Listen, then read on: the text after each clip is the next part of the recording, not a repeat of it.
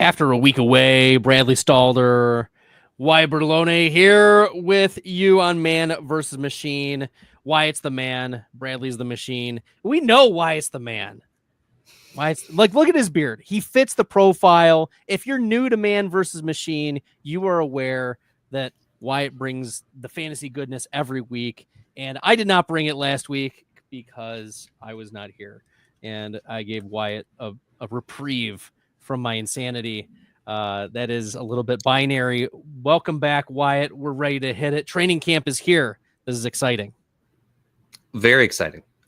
So much is happening. But I mean, like, this is one of the most exciting parts of the year. We're so close to the season. A lot of our fantasy takes have really solidified over the summer, and then fantasy, can just get shaken up so much by training camp. And a lot of the times, we have no business even doing anything about the news that we hear. Oh, the hype videos. My favorite is just my feed is filled with 32 beat writers just retweeting every single beat writer's. Yeah. Look at this player with no pads on playing against air. I'm here for. He's looking good. He's looking dynamic. Oh, there was a who was it? The running back Miller for the Giants. Jordan Ronan said he looked really good today. I'm like, Dante Miller. Okay, thanks, bud. Like, maybe in a 32 team league, maybe I'll pick him up possibly, but you're not going to move the needle in many of your leagues as a result of a lot of these things that you're seeing. But there are some things that are worth making moves for. And even before we get into some of the news, like, one pro tip as you are in your dynasty leagues is a lot of these players are being put on the physically unable to perform list. We're going to talk about some of these players, and transactionally, it's very savvy to put these players who are on the PUP. If you have an IR spot, just move them onto the IR spot. And that allows you a little bit more of your roster flexibility. Maybe there's a player that's a deep cut that wouldn't have made your roster initially, and it's worth a speculative add to just see if they have something and add them to your roster. So savvy dynasty managers will be monitoring not just who's going out the PUP, but also your waiver wire at this point in the year. And this is a pretty big part of the year because we're getting this news, we're getting this information, and we're going to find out. We're going to find out more as we go through it, Wyatt. Yeah, and to add on to that, while you get stuck with this amazing face on your current camera, is that the PUP for training camp is kind of not real. Players can be moved on and off of PUP basically just willy-nilly during training camp. So sometimes the player going on a PUP doesn't actually mean all that much, and the team is more or less just using it as a roster maneuverability. And when that happens, sometimes in your best ball drafts that are happening right now, people will overreact to this news, and it's always important to be drafting towards where the puck is going, not where it is. So you see, Chris Godwin, he goes, news basically he might not start, training camp. He could be on PUP, all this, whatever. Right. That's going to make people drop his ADP in best ball drafts right now, warranted or not. And that's something to be always think about when you see news like this happen, is that whether you think it's real news or not, you have to think about the way other people are going to react to that news.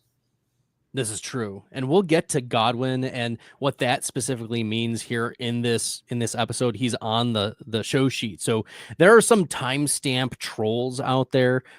We're going to get to Godwin. Okay. So don't you worry, people. But before we get to Godwin, a player was placed on the PUP, and as a result of an injury sustained stemming from a fireworks incident at July 4th, Najee Harris suffers what his agent described as a superficial eye injury.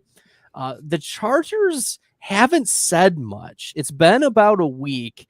They've said he's reported. They said he's been there. They've been very quiet about Najee Harris and his injury recovery timeline. So Wyatt, maybe we can already begin to discern, is this news or is this noise that Najee Harris's injury is not really drawing a lot of chatter from the Chargers brass and their coaching staff? First off, I want to say, I don't think it's hyperbole to say that this is like one of the coolest or greatest or wildest stories to happen in the NFL, because it started off as this crazy rumor that ended up then being true. And now, like, we haven't even seen a picture of Najee since this has happened. Like, we don't know that he's real at this point because we can't find a photo of him. Najee Harris is just a figment of our imagination. Yeah. He didn't really sign with the Chargers. Yeah, so it's like, what is happening? But so for me, because of that, I think it's actually a little bit of news, because in my mind, if it was superficial and there wasn't a problem, I feel like I would have seen him at training camp at this point. There'd be some photo somewhere of him existing in training camp.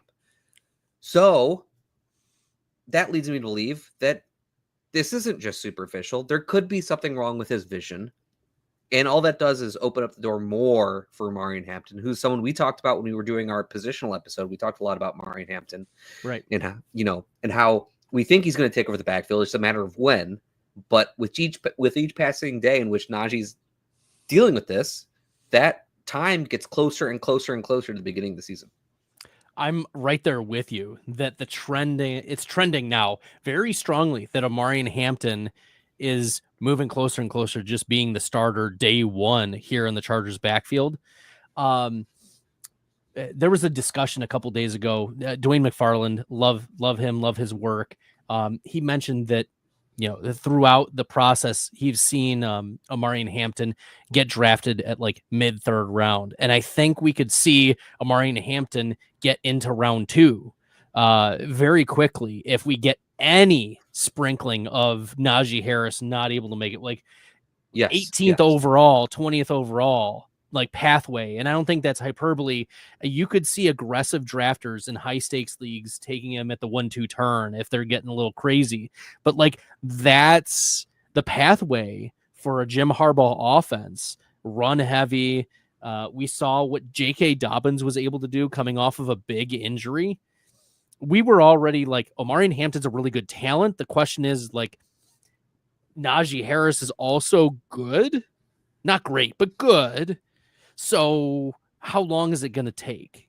And the pathway now is becoming clearer, like the wider berth for an Omarion Hampton RB1 season. So I'm drafting Omarion Hampton really confidently now. And in all formats, like, I don't see how he's not the 102 in almost any dynasty draft that you're doing right now for rookie drafts. So yeah, I mean, I tweeted like right after the rumor proved to be true that in best ball you should start drafting Omarion Hampton in the 3rd round, because now we have to weigh in the possibility that Najee Harris misses at least the beginning of the season, possibly even more. And if that happens, Omarion Hampton's going to be a 2nd round pick. Oh, and if Najee Harris ends up being fine, well, you didn't actually lose that much by bumping Omarion Hampton to the 3rd round. No, you didn't. One last thought before we move on to our next news item. Is Kamani Vidal like an 18th round guy that you're targeting, or are we just avoiding the Chargers committee behind Najee Harris? If it's factual that Hampton is going to be the guy and Najee Harris, there's questions of even his availability. There was a lot of love last year for Vidal, who was a day 3 pick, but is he the guy that you're targeting, or just stay away? We'll see what happens. That one's tough. I at first thought, at the moment you mentioned his name, I'm like, like, I mean, he had the opportunity to do something, because there were touches to be gained outside of J.K. Dobbins last year, and he struggled to do so. He'll always have that one like wheel pass up the sideline that he caught for a touchdown. But other than that, like, he didn't make any sort of impact in 2024. So I'm not sure it would even be him. I had to, while you're asking the question, I was like, who's else is on the roster because I don't remember. Right now, Hassan Haskins, Jarrett Patterson, they signed Nyheim Hines. And then the one I kind of forgot about, which is, I think, possibly more interesting, is that they drafted Raheem Sanders, and I forgot about that. Rocket Sanders, yeah. So, or was it undrafted free agent? Undrafted free agent, right? But either way, Raheem either Sanders seventh round UDFA, Rocket Sanders, Rocket Man. Yeah. I think my answer would be, though, that like I'm just not interested in the third running back for the Chargers without having real clarity. Sure. Okay. We'll move on to the second item on our news list, the takeaway. This news broke right after I had gotten onto my anniversary trip. Like literally, we're in Miami in the hotel, and my wife and I had just gotten there, and I refresh, and there's Quinshon Judkins news. And I'm like, wait, what's going on? Oh, he's arrested. Oh, he's in Florida. He could be like a couple miles from where I was. Like he wasn't, but like the idea that Quinshon Judkins went to jail for a night, and then there was domestic violence concerns. He is one of only two rookies not signed yet of all. So there's now chatter about the Browns want to distance themselves from this second round pick. It's giving Darius Geis vibes, like former second round pick, super productive in college, domestic stuff off the field. Obviously Geis dealt with the ACL injury before he could even like get things going. But this is giving the vibes of like, they may want to move away from him. And Jerome Ford, at least we know what he is. And I don't know if we talked much about like Dylan Sampson, but there's a lot of people who are saying Sampson's very young. He's fresh. He's not a seasoned player, but Judkins, like I was very bullish on Judkins. We talked about this, and I was very in on Judkins, and now I think one of the bright lights of the Browns offense not being there, missing time, the team not signing him, distancing themselves, this is giving all red flags. I don't know how we can be drafting Judkins with confidence or drafting any of the other Browns running backs with confidence. It's definitely a tough situation to try and project. We do have a little bit of some pattern matching we can do to last year, because the Browns second round pick from last year, Mike Hall, defensive tackle, had a domestic violence charge before the season, ended up serving a suspension, I believe. I remember that he basically only played the last 8 games of the season for the Browns. Something like that wouldn't be surprising. I think there's a lot of outcomes that could happen here that wouldn't be surprising to me. With the NFL, sometimes these things get swept under the rug. I don't think this one's going to get swept under the rug. I imagine he's going to miss some amount of time. I'm not sure how much that time will be, but like I think the Browns will get it figured out with him, just because they did it last year for another second round pick. So like, it leads me to believe that they're just a team willing to do that. But they've not had any issues with players with off the field. They clearly don't care what you're doing. It's great being a fan of the team, but so I think Judkins at this point, like the current drafts that are happening, mostly best ball, but we're getting close to redraft season as well. I really don't think he can be drafted within like the top 10 rounds, probably. Like once we start getting into like the 120s, he probably gets to a point where you're like, okay, I can deal with the risk while we have like no clarity on what's happening. Once we get if we get clarity, I should say, we can better adjust to where we want to draft him. But right now, when you don't, I think you got to wait that long. And I'm moving up both Sampson and Ford in my rankings by a good bit, because I mean, we also have to consider that Judkins just misses the entire season. Something like that could happen. And Sampson is a talented runner. So I don't see why he wouldn't be able to assume a lot of the work we're projecting for Quinshon Judkins currently. And Jerome Ford, I already thought he would play a lot of third downs for the Browns. He's the most experienced in that position and did that for the Browns all over the last few years. So I would expect that to happen again, at least to start the season, even with them all healthy. Now, if Judkins is missing any more time, I think Ford's going to have a bigger role. So it's like Sampson becomes almost like a priority handcuff, and then Ford becomes like last round dart throw. In these best ball drafts where we're drafting 18, 20 rounds, like he's not really a last round dart throw, but in the redraft, he's a last round dart throw more like. Yeah. It's worth taking shots on those guys. We know that the Browns like to run lots of plays, and their defense is usually pretty good. Sometimes they have lapses, but they're usually pretty well coached on defense. And when you have Myles Garrett, you're always gonna have a fighting chance on defense. But they're not going to get into major shootouts because we don't anticipate the offense was not going to be great anyways.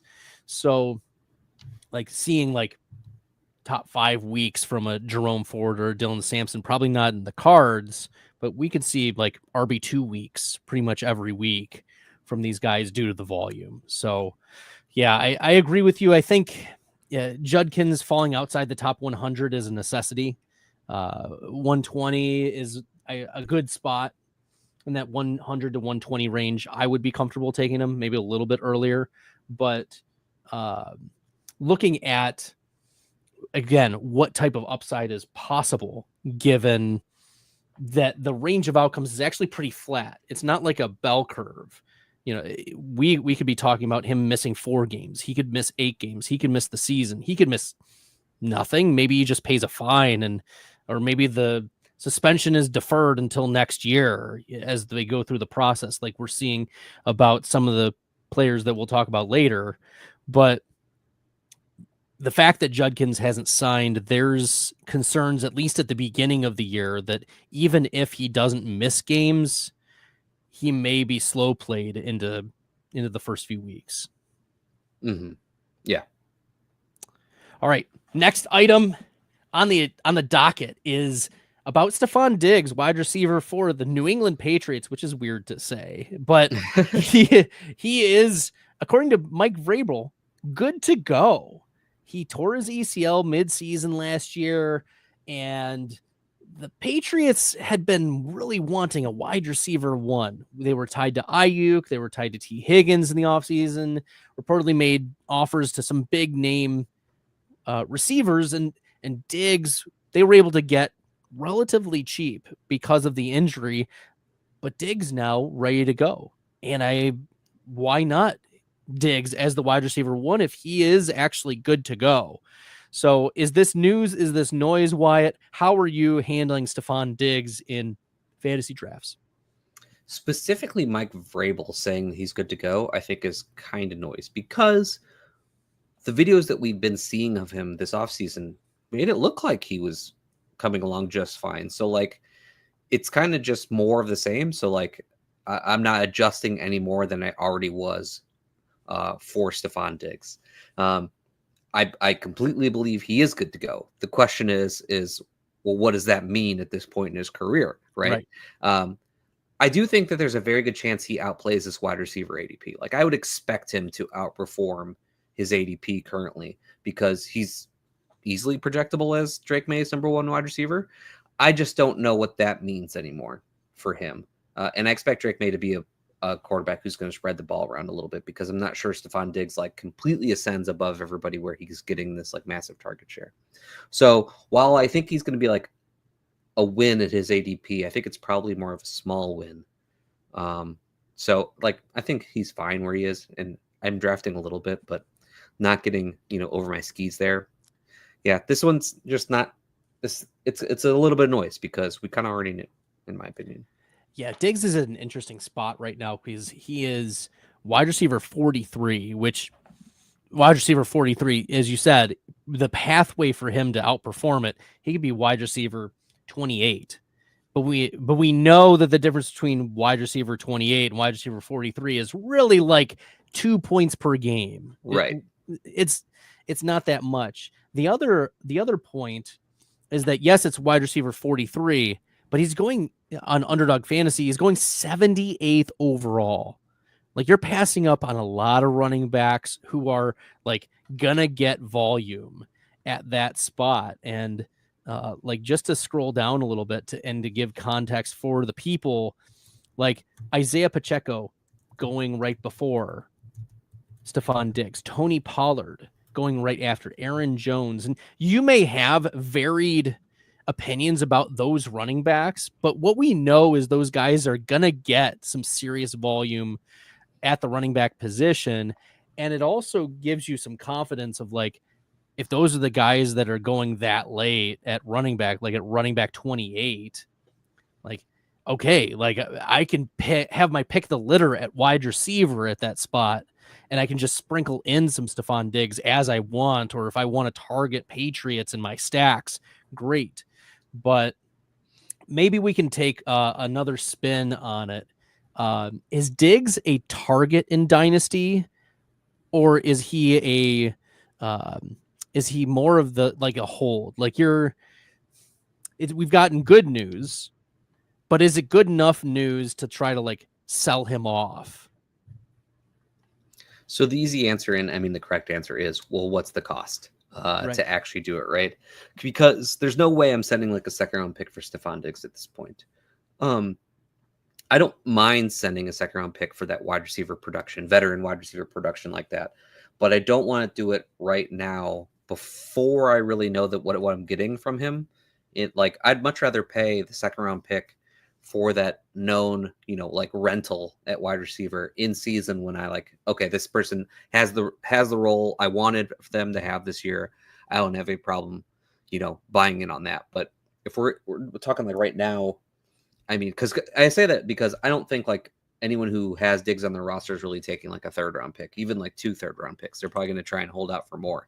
Sure. So the question is like, I don't know, can you tier down from Jacoby Myers to Stefon Diggs and pick up an extra draft pick or another bench piece or something like that? A player in that range. Khalil Shakir, can you tier down from Khalil Shakir to Stefon Diggs and get another piece? Yeah, I would do that. That would be the one, because I mean you're getting like a similar projection for this year plus the extra pick, so I can do that. Yeah, we can definitely look at where like, so in Dynasty, in the Keep Trade Cut site, and while you may agree or disagree with their values, this is what like I like to use as like a general market. Like, what is the market saying, even if I disagree with it? And right now, Diggs is going around the same place as a Jalen Noel, and a Jalen McMillan. And I think I'd rather have Diggs than either of those two players. I would. In a vacuum, Sure. Yeah. Sure. And, like Keep Trade Cut, they get flack sometimes because people always say like their values, like don't make any sense or whatever. And my pushback to all that is always, well, there are people who vote this way. They may not be in your leagues, but they exist. So if you can find it, you should try to take advantage of it. Like those rankings, they're crowdsourced. They're not made up out of thin air. So while you might have trouble finding them and finding those prices in your leagues, they do exist somewhere. And the people who can find them, take advantage of them if you can. There you go. Or you can upvote and just get Diggs' price higher, you be part of the crowd. Yeah.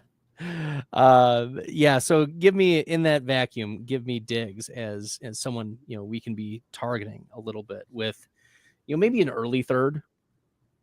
I'm okay with, like, if you want to like get some feelers out there, but I'd be happy sending a third if I want that production. I don't know if anyone's taking it, but like that is a fine starting point to see what happens, and if you're the rebuilding team who happens to have Stefon Diggs stuck on your roster, right? I'm trying to do the opposite of what I was saying. Is like use Stefon Diggs to try and tear down to a younger player and a piece, something like that. Or you hold out till season starts, and if he starts off really good, you start cold calling everyone in your league for a second round pick and see what happens. Absolutely. Love the strategy. It's interesting what the 49ers are doing. They're dealing with a lot of wide receiver injuries. Jacob Cowing just suffered a hamstring injury today. Ricky Pearsall was put on the physically unable to perform list. But the big ticket item, of course, is Brandon Aiyuk, because he tore his ACL. He signed this enormous contract that he held out for. And like, players got to get their money for sure. Like, I'm not against players getting their money. Go for it. But it was definitely filled with a lot of drama last year. And then he didn't play well at the start, tears the ACL, and now he's put on the PUP. And there's a big question of whether, because Shanahan doesn't tell us the truth. We know that of all of the coaches, his coach speak index is usually very, very low and trying to tell us what's actually going on. And usually it's optimism or middle of the road and things are actually terrible. Aiyuk, he's been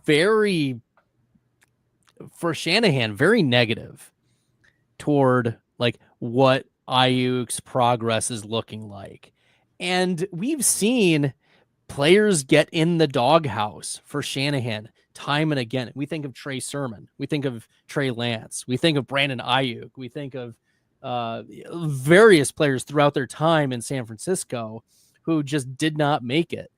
And Aiyuk was already in the doghouse multiple times throughout his career. Mm-hmm. And now we're getting negative coach speak yet again about Brandon Aiyuk. This is worthy of concern. Yes, Wyatt?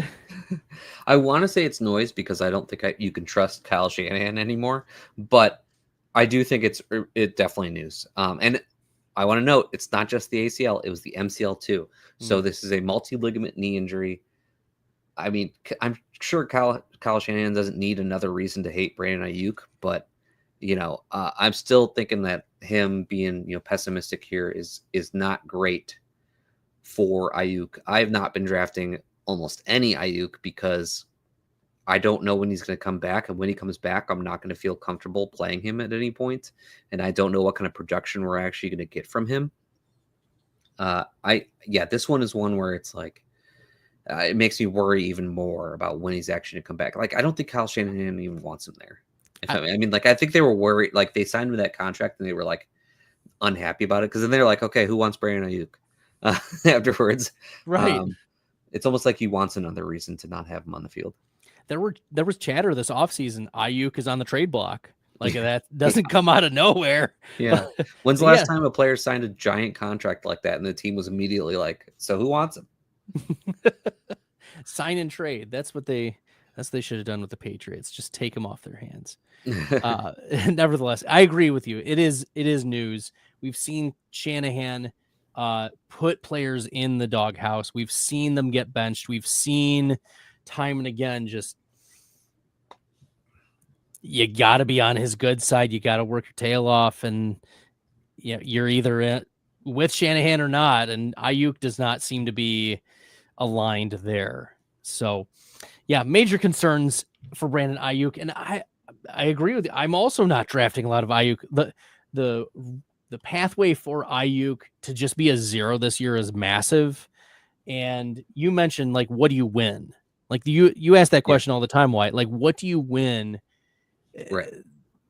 Is Brandon Aiyuk, like, his ceiling, even when he comes back, is like wide receiver 15, wide receiver 12 on a week, right? Because he's coming back from I think that's pretty bullish, even, like, because he's coming off the injury.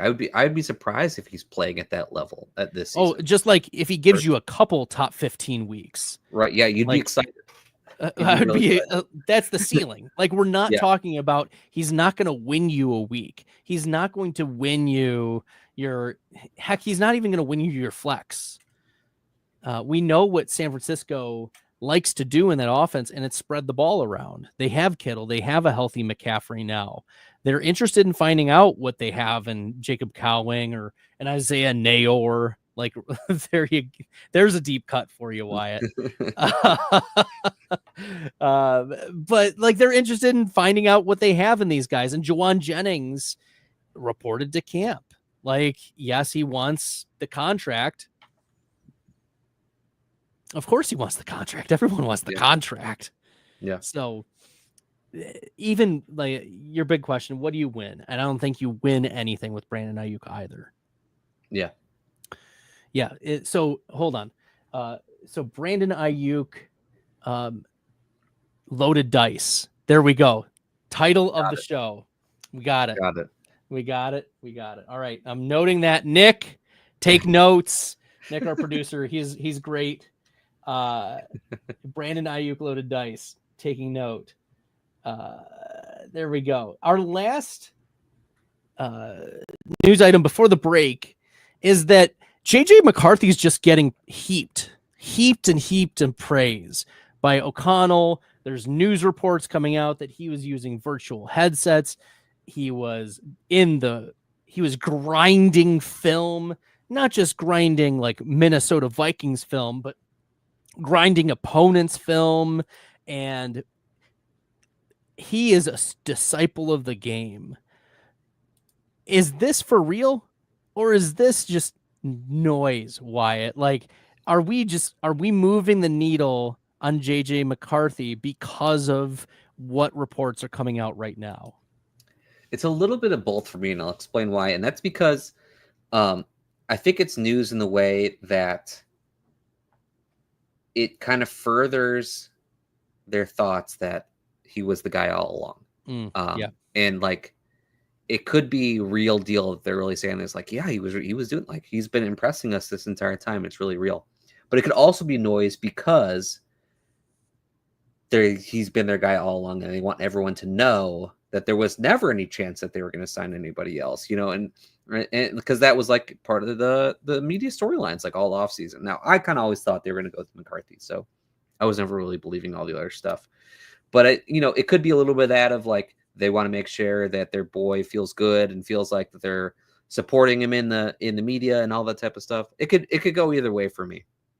But either way, full confidence in JJ McCarthy for the Vikings. We've talked about this before, and that's like, this is the perfect place to be if you're a quarterback for fantasy. This is where you want to play. You want to play with Kevin O'Connell. So, and he was a good prospect. So it's not a surprise to me if he was doing all these things and putting in the work. So yeah, a little bit of both. We will continue to just be bullish on JJ McCarthy this entire time. Like, I'm here for it. Wyatt, I know you're here for it. The offensive environment, it's all there. It's all there for McCarthy. We spoke at length about it. We will continue to speak at length about JJ McCarthy. This is the problem is it is news for everyone who's not been listening to our podcast. Like, it should be like, that's a good way to put it. We have been pounding the table for JJ McCarthy for months now. And even before Aaron Rodgers isn't going there, like, we have both been in on the McCarthy train. So if you're just jumping on right now, welcome. There's still room in the caboose for the JJ McCarthy train people.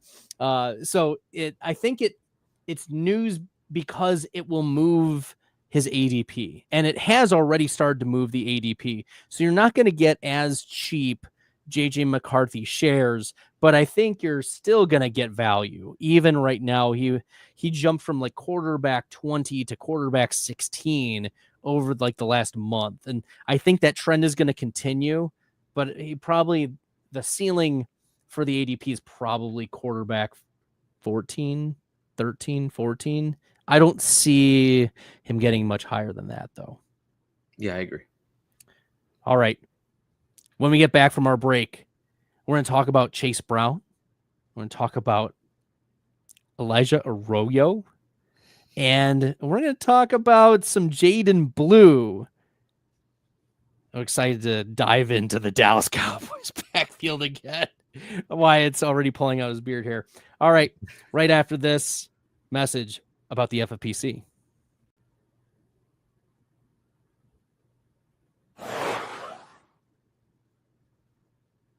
Hey, why do we partner with the FFPC? Because they have the widest variety of fantasy football formats, and it's the easiest place to find all types of fantasy football contests in the world. What if you want to play for high stakes? Well, they have a $6 million prize pool with their Fantasy Players Championship. They also have way too early best ball leagues that start in February and Dynasty leagues. They have the closest thing to a liquid market for orphans that there is in all of Dynasty. And the FFPC has sponsored us for half a decade because we are actually delivering information that can help fantasy gamers, and they're generating so much interest and bringing in so many new users, casual users even. The FFPC creates a unique experience where you can both compete against the best and make money.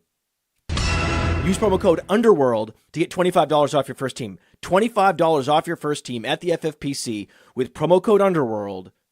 Go get it!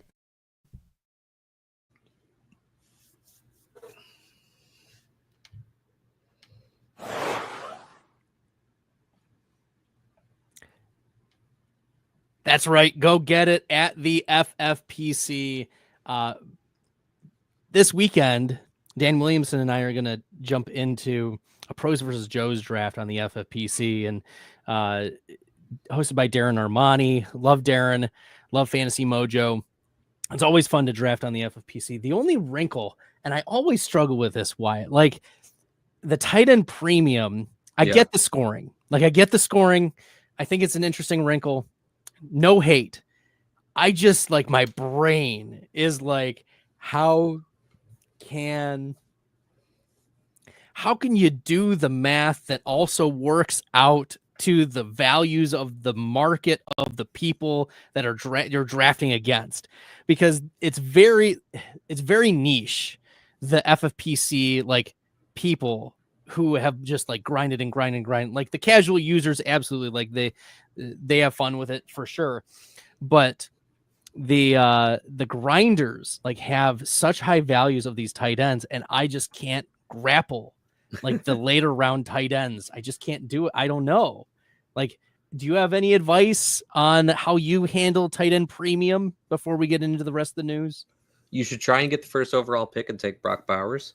But really, it's just, it's the equation of tight end versus potential flex player changes a lot for premium if you can project some real volume for some tight ends. So like, I don't know, like David Njoku obviously comes up a lot. I don't even know how high he goes. I don't have FFPC ADP memorized at this point. So like, I'm not sure how high he goes, but anybody like that where you can project some real volume for, they start becoming better than a player you would expect for flex, Right. Yeah. Win the flex, get some tight ends in there. And like even some later tight ends, because you never know if they're going to just fire off and get you a touchdown and a couple catches. So yeah, or like a Jatavian Sanders, like I would be much more interested in, because like it's possible he becomes like the second leading target on the Panthers, and like if that's the case in tight end premium, like that's a huge win. A little side swipe at Jalen Coker there. I see how it is. We will continue with the news after that abominate. No, I don't have a strong take on Jalen Coker. I know lots of people do. You're not a cokehead? No, I for the record, I am not a cokehead. Look as he stares into the camera, Yeah. We'll talk about Chase Brown though, and the coaches have come out during training camp and said Chase Brown, he's going to be the focal point of the Bengals offense. And this is obviously in the context of the rushing game, where we know that Jamar Chase is going to get his, we know T Higgins is going to get his, but Chase Brown, the Bengals did nothing this offseason. They drafted Taj Brooks. They brought back, Samaje Perine. Those aren't moves that indicate that you're interested in moving on from a player who was handling between 80 and 100% of running back touches in the second half of the season.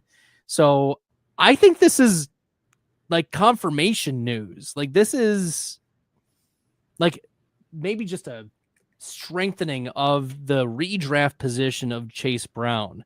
Wyatt, do you share that position, or are you not as bullish on Brown and redraft? I think this one is very simple, and I'm not going to go as far as calling it noise necessarily, but this is like non-news because this is the expectation. And I'm very in on Chase Brown because I do expect him to have a very large workload on one of the best offenses in the NFL. It's just kind of a simple equation. Simple equation, simple analysis. Draft Chase Brown and redraft this year. The Dynasty Warzone guys, though, are telling you to sell Chase Brown in Dynasty. I think I'd like to hold Chase Brown. I know that, like, hold him as long as I can, because this is, how often do you get a player who can get this volume and just see what you can squeeze out of him? Like, am I going to sell him to a winning team? Maybe you tier down. Maybe that's the type of sell that you can do with a Chase Brown in Dynasty. But I'm probably just holding Chase Brown if I have him. Shameless self-plug here, but I wrote an article a couple weeks ago about some Dynasty trade targets, and Chase Brown was one of them for me, because now we talked about these Dynasty marketplaces where you might not agree with the values, but they do exist. And going across various Dynasty marketplaces, I was able to find that there's places where Kyron Williams is valued ahead of Chase Brown. James Cook is valued ahead of Chase Brown. Things like that, where I'm saying it's actually, I think, possible in some of your leagues to tier down to Chase Brown from running back in the same tier, who I think offers, similar projection for this year. In some cases better. Like I just like Chase Brown's projection straight up over James Cook.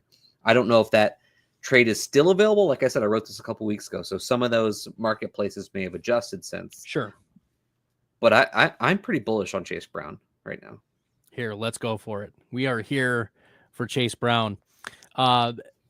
Next news item, we hinted at this at the beginning of the episode. Chris Godwin went to the PUP, and it was also revealed that there was a second surgery on that ankle. Many of the fantasy doctors had observed swelling, and so they suspected that something was going on. But now we have the news officially came out. There was the second surgery. He does officially go to the physically unable to perform list. Yes, this is not great news for Godwin, but it's all, like, we've seen very quickly Emeka Egbuka just rising up the ADP boards, but not just ADP and best ball, but also, like, I was able to get Emeka Egbuka at 109 just like 2 months ago in my Dynasty draft in one quarterback league. And now he went off at 107 in a super flex. Now, that's partly like the Godwin news and also partly the Judkins news, because Judkins was pretty comfortably going ahead of Egbuka in many of those drafts.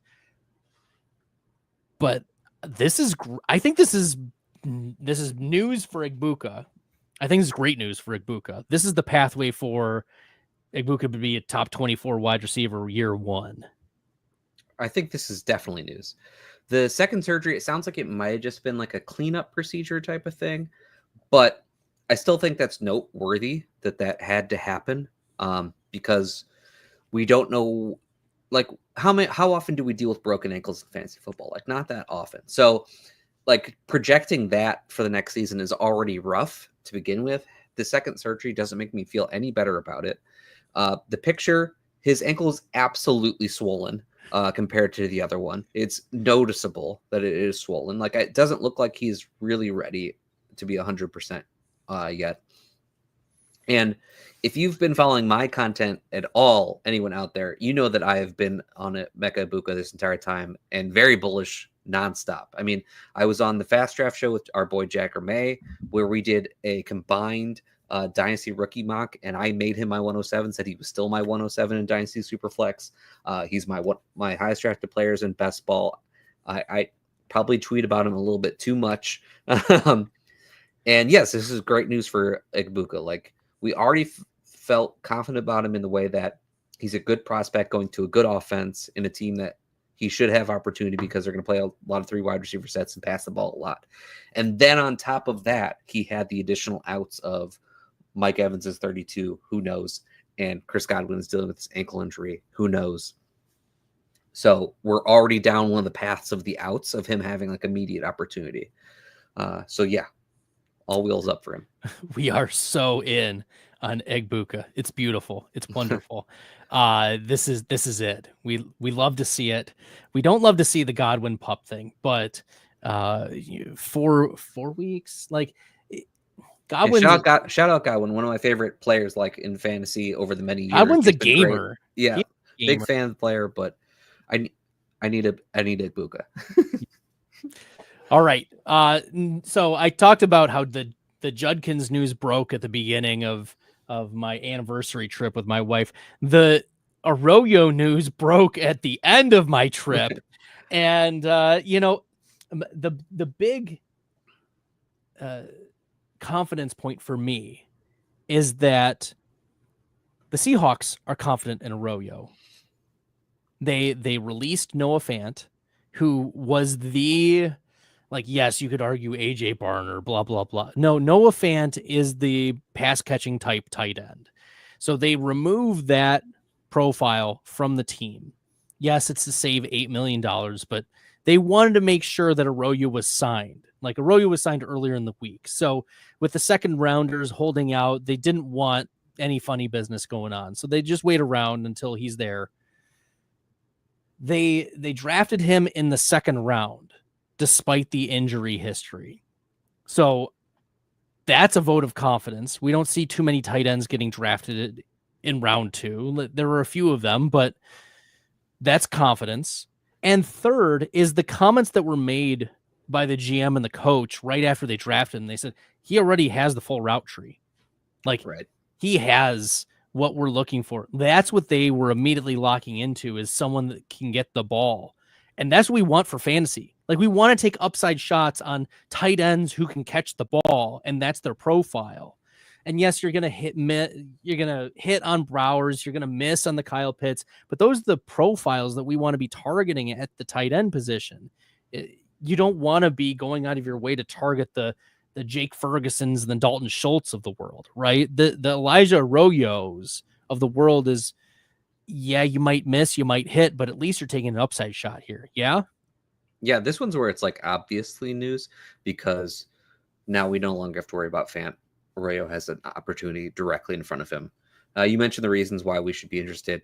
Great route running tight end already, coming into the NFL.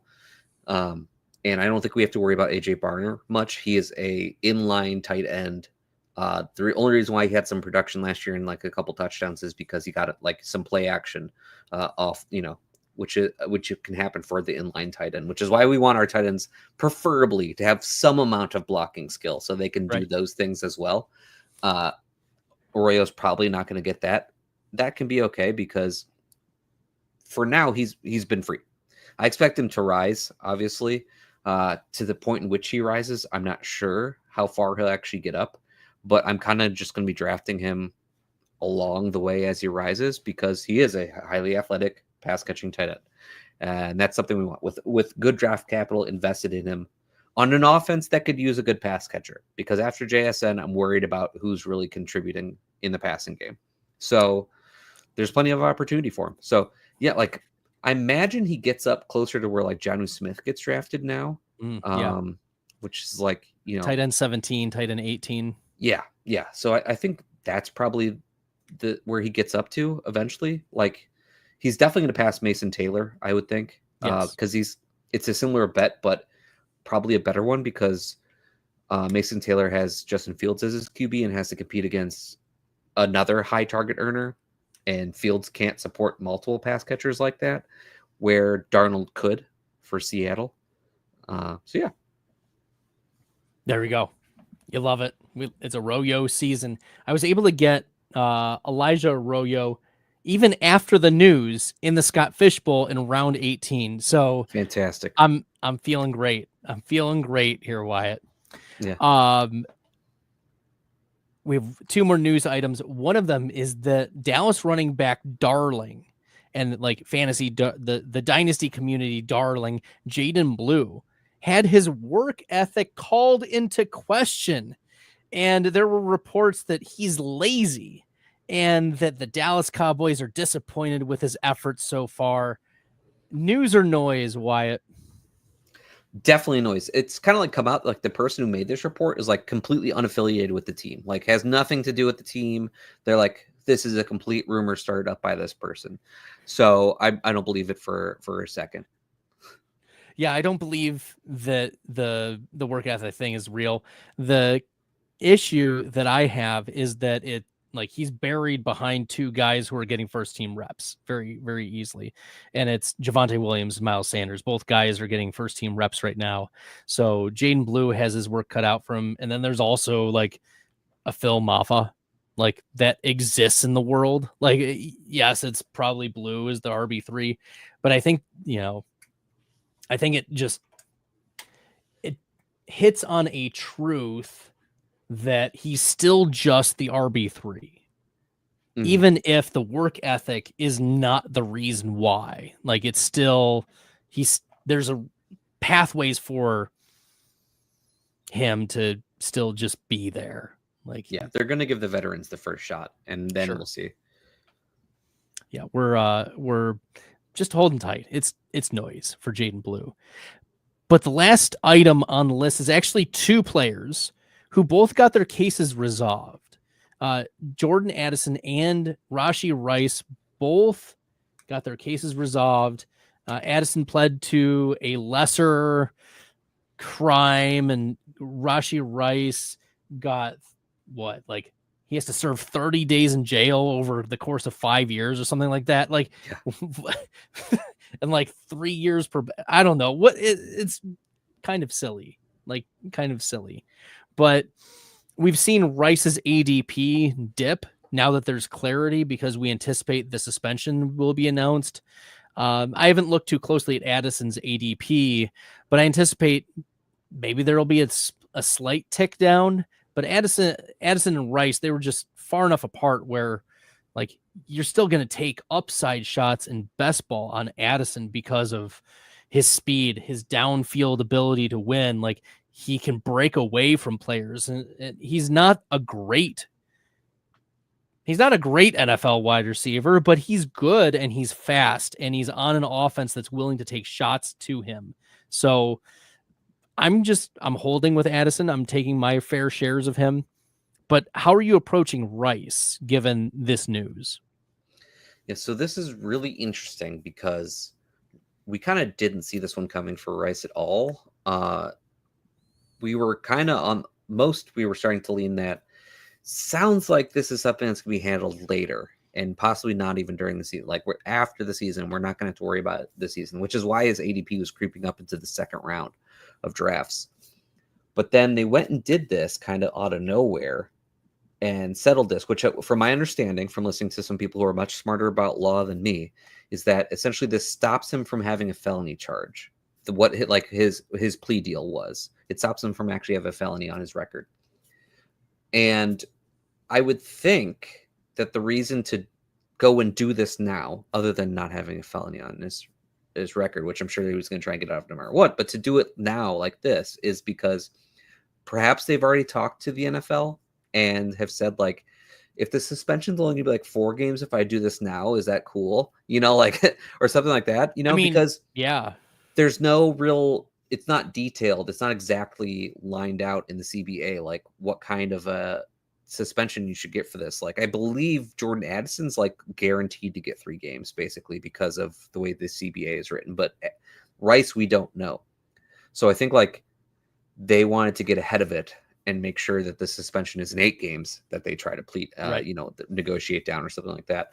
So Rice obviously has to drop in ADP, but it's important to remember if he does get suspended, it's going to be for the beginning of the season, which is the least important part of the season for the fantasy season. No one's injured. There's no bye weeks, and we care more about them being healthy at the end of the season. But I do think 5th round is probably appropriate at this point for Rice. Somewhere in there. If you wanted to say late 4th, I'm not going to argue with you too much about that. But I think 5th is more appropriate and a move worthy ahead of him. Yeah, I think moving them a lot closer is the move. I already projected Rice to miss 4 games, and so I am not really moving him off of that. Or 3-4 games. So I was already banking in a suspension of some non-negligible amount. So I'm not moving Rice too far off. I think 4th round is fine. I'm okay with that, given the upside that we'll see later. And an early suspension also allows him to like just continue to rehab. Remember, he's coming back from the knee injury. That's the reason why he missed all of last season. So it actually might just work in his favor from a procedural getting himself back into football shape way. And that's what we want. You mentioned not getting injured, not missing bye weeks. Like, okay, like we'll see what Rice can give us, after he misses a few games at the beginning. So yeah, those are the big ticket news items. Make sure you're checking out playerprofiler.com/news. The news team has been on it. If you haven't checked out playerprofiler.com/news, we've got videos, we've got news items. The news team crushes it. Like, it's 2 to 3 paragraphs. It is not essays. It is just boom, what you need to know. What is the fantasy takeaway of the author? And the videos are 15 to 60 seconds. Like, they're great stuff. So check it out. The news team is on it. And especially given all of these items that are coming out, boom, boom, boom, boom, boom. What is news? What is noise? All of it. The team does a great job of saying, okay, this might be something that you're hearing, but what should we take away from it? What should your opinion be? Is it news? Is it noise? Is it worthy of a takeaway? So, Wyatt, any last thoughts before we depart? Anything for our people who are, we're just a couple days in to training camp? Like, any other advice you want to leave them as they're monitoring these news situations? Like, subscribe, check out the website, playerprofiler.com, to get all the tools, all the news, like you were saying. We're going to help you sort through all of this and help you win your fantasy leagues. All right. Very good. On behalf of Wyatt, I'm Bradley. Until next time, good luck in the fantasy football streets, everybody.